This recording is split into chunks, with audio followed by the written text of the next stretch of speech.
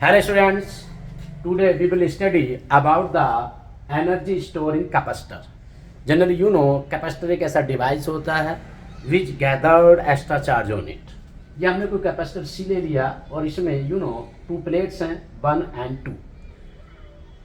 1 plate पर हमने कोई पॉजिटिव चार्ज डिस्ट्रीब्यूट कर दिया और इनिशियली प्लेट 2 को हमने अनचार्ज माना. जैसे like a capacitor in which plate 1 and 2 in which plate 1 is charged and plate 2 is uncharged initially. Plate ए हमने चार्ज मान ली जो फर्स्ट प्लेट है और प्लेट 2 को हमने अनचार्ज मान लिया. Let small charge D Q is transferred. ये डी क्यू चार्ज प्लेट 1 से दूसरी पर हमने ट्रांसफर कर दिया.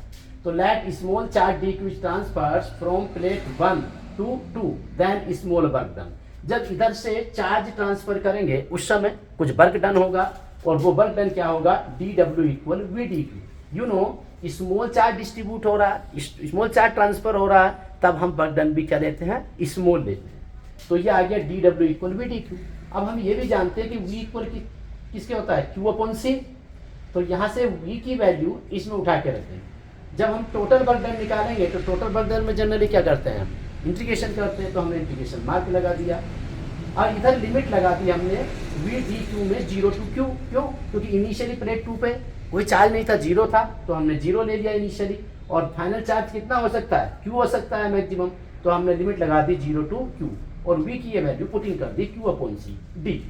यहाँ से हमने 1 अपॉन सी बाहर ले लिया और क्यू का कर दिया इंटीग्रेशन. जनरली क्यू का इंटीग्रेशन क्या होता है क्यू स्क्वायर अपॉन 2. तो क्यू स्क्वायर अपॉन 2 हो गया. इधर हमने ये लिमिट शो कर दी 0 to क्यू. पहले अपर लिमिट रखी, जब क्यू के प्लेस पर क्यू रखेंगे तो क्यू स्क्वायर अपॉन 2 और जब 0 रखेंगे तो 0. तो ये आपको हो गया क्यू स्क्वायर 2 माइनस 0. ये 1 अपॉन सी ऐसे ही चल रहा है. जब इसमें से 0 सब्ट्रैक्ट करें तो ये वैल्यू बचेगी. तो ये हो जाएगा क्यू स्क्वायर अपॉन 2 सी, या हमने इस तरह लिख दिया 1 अपॉन 2 क्यू स्क्वायर अपॉन सी. सिंस क्यू इक्वल क्या होता है सी बी. एक दूसरा हमने फॉर्मूला प्रिपेयर किया क्यू की वैल्यू पुटिंग करके. तो क्यू इक्वल सी बी होता है. देन डब्ल्यू इक्वल क्यू की जगह हमने क्या रख दिया सी बी. स्क्वायर है तो स्क्वायर, और जब सी स्क्वायर वी स्क्वायर होगा एक सी से सी कट गया तो आ जाएगा हाफ सी बी स्क्वायर. और यू नो कि वर्क डन ये क्या होती है एनर्जी होती है, स्टोर मानते हैं उसको. तो हमने लिख देंगे this work done is store in capacitor as energy. Capacitor में एनर्जी के टर्म में ये स्टोर हो जाएगा. देन एनर्जी ही क्या होगी वर्क. तो हमने लिख दिया energy U equal work W equal half C B square. यह हमने दूसरा फॉर्मूला प्रिपेयर कर लिया. You know that is very important for class 12. Okay, thank you.